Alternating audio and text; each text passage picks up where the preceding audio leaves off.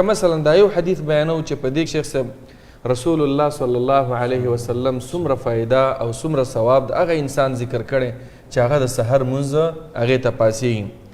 لکه مثلا نبی صلی الله علیه وسلم مسلم شریف کې فرمایي چې لن یلج النار احد صلى قبل طلوع الشمس وقبل غروبها.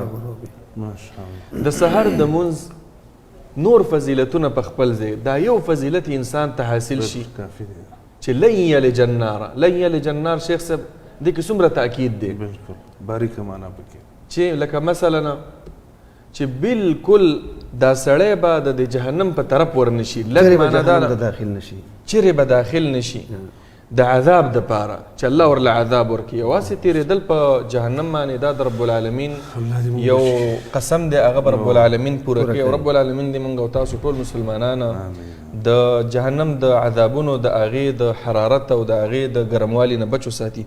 نو دا یو فضیلت زما محترم ورونو چې لن یلج النار، که غواړو د جهنم نه بچ شو نو سبب یې همدا دی چې د سحر د منځ اهتمام ورسره. نبی صلی الله علیه وسلم یې د دنیا فضیلت هم بیان کړی چې نبی علیه السلام فرمایي چې کم سړی د سحر د منځ اهتمام کوي نو دا سړی الله تعالی د دې ذمواري اخیستې ده. فهو فی ذمة الله، فهو فی ذمة الله. من صلى صلاة الصبح فهو فی ذمة الله. ذمة الله معنا دا ده چې ستا ضامن ستا ذموار هغه رب العالمین دی. داسې ده. اوس چې عام یو انسان د سړي ذمواري واخلي، یو پولیس وي، یو ایس ایچ او وي، یو تاڼهدار وي، یو والي وي، یو وزیر اعظم وي، څومره سړی خوشحاله.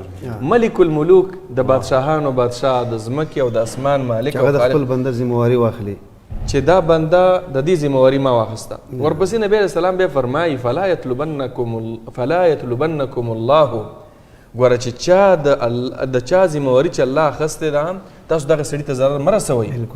که نه د رب العالمین د عذاب سره د الله رب العالمین د انتقام سره به مخامخ شي.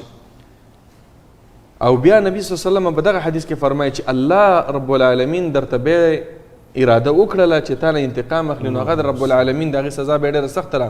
ثم یکبه علی وجهه فی نار جهنم.